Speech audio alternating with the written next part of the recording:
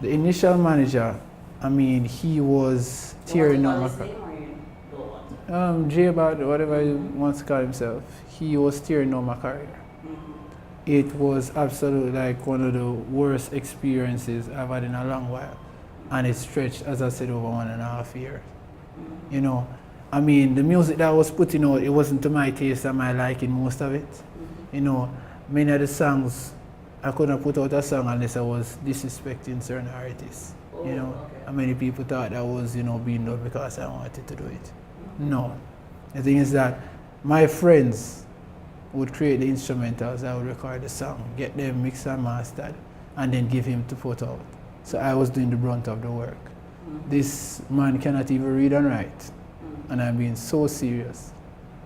And I was doing also his business and my business at the same time. So it's like I'm managing myself, and at the same time I have a manager who's going behind my back, robbing money, tricking people, letting me do many dubs, many dubs, and saying it's for his friends, whatever. And for sounds that are good with him. I'm not earning any money while he's taking the money and using it for his own business. You know, people would say to me, Kasanova, oh, him have 3 cars and you don't have no car. And they know he doesn't do any other job except managing my career. You know, so I mean, things started to come out in the light when a particular person from overseas sent some money to deal with certain things on me. And it wasn't dealt with. And they were questioning why. And then they reached out to the next manager, and then everything started to blow up.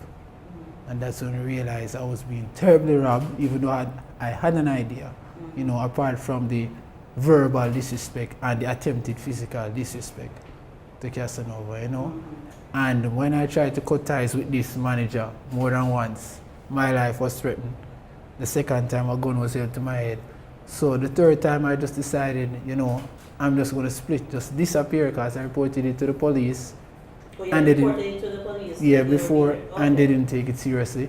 They said that I should, since I'm an Do artist, you mind saying which station you had reported it to? the 100-man Portmore Okay. police station, and they jokingly said, oh, you're an artist, all right, write a song on this and clash it as thing. You know, Really? they didn't take it serious, I'm telling you. And that's what happened.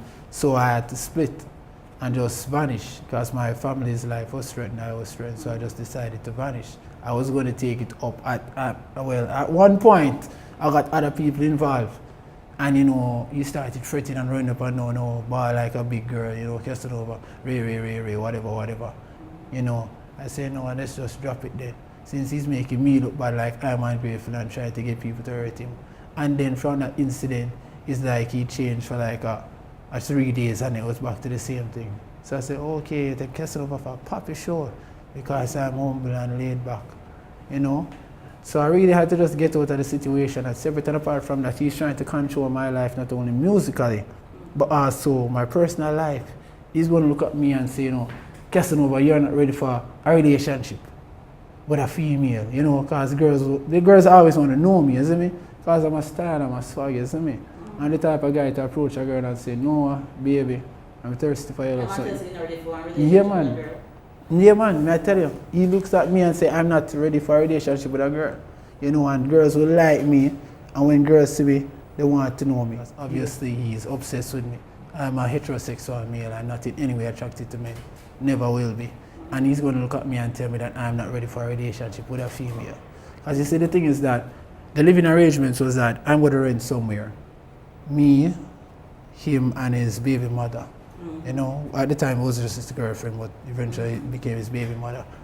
2-bedroom house. They have 1 room, I have 1 room. You know, I'm a young man. You know, I'm 23.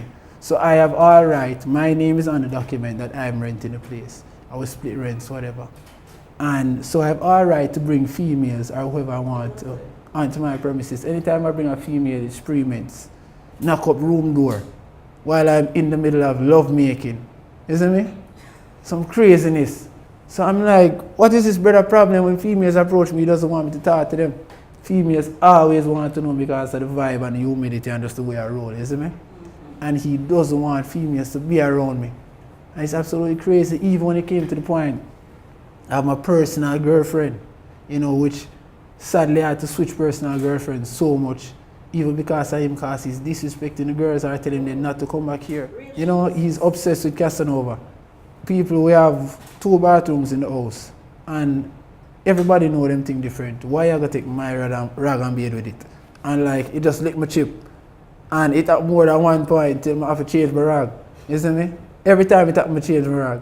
And this is not a joke thing, it's a serious thing, people. This man cannot read and write, so when a text or anything comes into his phone, you know, I am the person who has to pull it and read it or text back. You see me? Honestly. Anytime money come in, I have to sign up the forms. Current Spencer was the first person who, you know, gave us contracts to sign because he wanted to manage my career. He's also the first person who put me on TV. When he got the contracts, he could read the contract. He had to beg me to read it. I read it for him. I did the signing, whatever. Current Spencer was there on site. Everybody saw. All right, people? And then you want to come and try and disrespect Kasanova and pretend as, you know, you are the big man and you do this and you do that. He is the one who's producing the songs, as in putting them out. His record label is on it, not my name or my record label. But I'm the one who's creating the instrumentals, my friends, I should say. And I record the song, get it mixed and mastered. And he's getting 95% of all my royalties or everything that belongs to me. Did you sign to that? No, I did not sign a contract. I did not sign. Everything is being done behind my back, as I said. There was no contract signed. The first contract that was signed was with Kasanova Spencer. And Kasanova Spencer stepped away from my career because of him. Everybody who came on board to work with me had to step away because of him. People even tried to bypass him to talk to me because they realized I'm the real person, the humble, laid-back one who is approachable and can reason. Because I have my 760s, my capes, my associate's degree, past my Conian, even though I just did 2 years. I used to teach at 2 schools, so people know my ability. I know that I'm not an idiot. This man didn't even graduate high school. You know? Where you used to teach? I used to teach at Friendship Primary School. I used to teach grade 4, so it was everything, including PE. And I also taught at Shortwood Junior, I think that's the name of it. I taught some special needs kids for the summer school program. Yeah, man. So that was a wonderful experience. I love to work with children, but music is my real passion, you know. So it's that person that is scammed overseas reached out to DJ Lux, who's the second wing of the management, explain everything. Everything started to come to light. Lux has a program on Hatunoto that he runs for young artists. And this man is an interview program.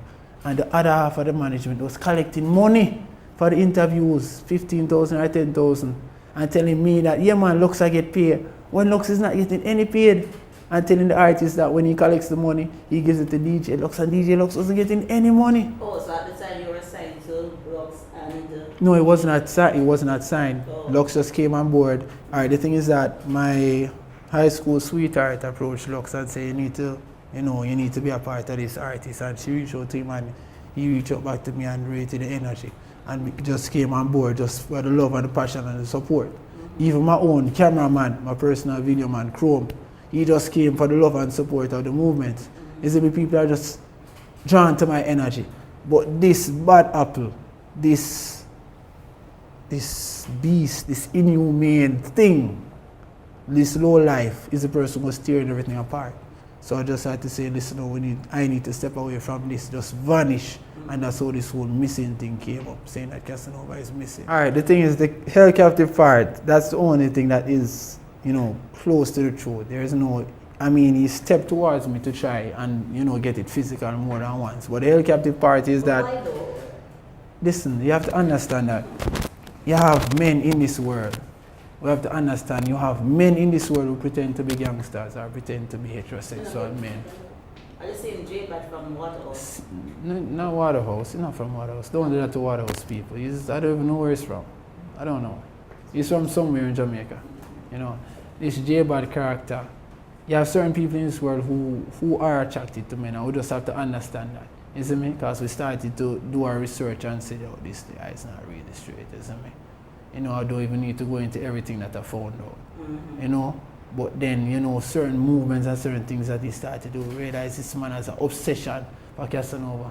So when the second time when I attempted to move out and get all my things out of the place, I called my people and my friends and say, yo, and I got the car, and when they came, this man let the door drag on my head and say, yo, you can't come out, and me own your rate. That's exactly what he said. Obsession with Kasanova. this young man who is solely for the ladies, you know, this man is obsessed with me, preventing me from coming out of the house. Eventually, war started outside. You know, the door, the front door for the house, it has six glasses in a row. One of the glasses was broken, so they could come in. You know, it was madness, believe you me. So that's the held captive part, because I was locked inside the house. Yeah. All right. So how did you manage to actually get away? All right. The thing is, missing? he went somewhere in the morning. I don't know where. You know. When was that? Do you remember the day?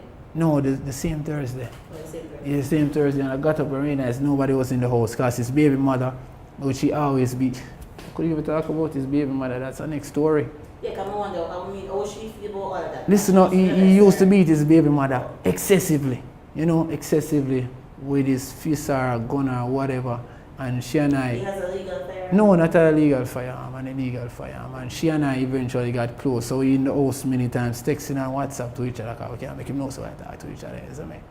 So we got extremely close. You see, we don't need to go into details, we just read between the lines, you see me? And yeah man, and whatever. So eventually she moved out of the house now, because she said, yo, Kasanova, me I run away, you know. So I'm actually the person who helped her escape, because waited until one day when he and I weren't at the house, and I said, yo, him not there, you know. And she just left work, because she works close to where we live. And she just got her stuff and moved same time out of the house. You see me? Yeah, and she said, yo, you need to help her escape next, you know. You see it, and she was even saying, you know, Ray, she's going to get a place and I can even come stay there and whatever. That's before she was even pregnant. About 2 nights ago, myself, DJ Lux, and a couple other members of my team went to the house, people, to retrieve my things. Realized that the locks changed and everything. To my premises that I was paying rent from. My name is on the thing, you know. So we went to the 100-man police station again, ma'am. And the 100 policeman, in the presence of myself and the other people, said, this is not our jurisdiction, we can't help you. Go to Waterford. We went to Waterford. They said, we're going to send a radio car into the house in 15 minutes. Just go there. We waited for an hour. No police came. Then we went to Cayman's police, knocking on the door. DJ Lux and I and 2 other individuals. Knocking on the door for about 15 minutes. Nobody came. It's like the police station was locked up, like nobody was there. So, I mean, the police, we don't even want to get into them. So you still don't get the stuff then? No. He's holding on to my things, saying that I can't take them out of the house, people. But more of my shoes, because I have some, you know, some nice pair of shoes, you see me? Really want them back, you see me? And my personal documents, like NIS is there. The travel documents, you have them? Yeah, my travel document was destroyed. We didn't even want to go into that. Somebody's personal life is not a publicity stunt when there are these kind of things happening. Because this is not a joke matter. The police are involved. This cannot be a publicity stunt. How must this be a publicity stunt? I mean, people might get up and say, oh, Ray Kasanova this, Ray Kasanova that, because they're just dark and ignorant. But the proof is out there. But you're going to always have people who really just hate me. Because that's the fact. He was saying, yo, if you left your man, bust out your mother, your brother, sister, whatever, back attacking and whatever. You know what I mean? So when I went into self-proclaimed exile, I started to do my research. Because I say, oh, time to fight fire with fire. You know, and I got who I got close to me, people that read me and say, no, hear me and say, no, we'll start run program. So we run program and any and everybody who was close to him, you see me? Any and anybody. Any and everybody who was close to him to know his movements or whereabouts. Anything he did, we knew where he was going. When he left the house, we knew he wasn't there. He eventually ran away to St. and the police are now looking for him. You know, people are trying to find out where he is. So any and anybody who was close to a run program and have people looking out, so we know, all right, he's making this move, we see him there doing that, whatever. Because the news is out, people now know that he is a beast, and, you know, people are looking for him now, the police are looking for him. And finally, Kasanova is now free. And Kasanova is no way, you know, in any dealings with this shady J-Bad character, and I never will be again. People need to understand that things that he has done in no way reflects who Kasanova is as an individual.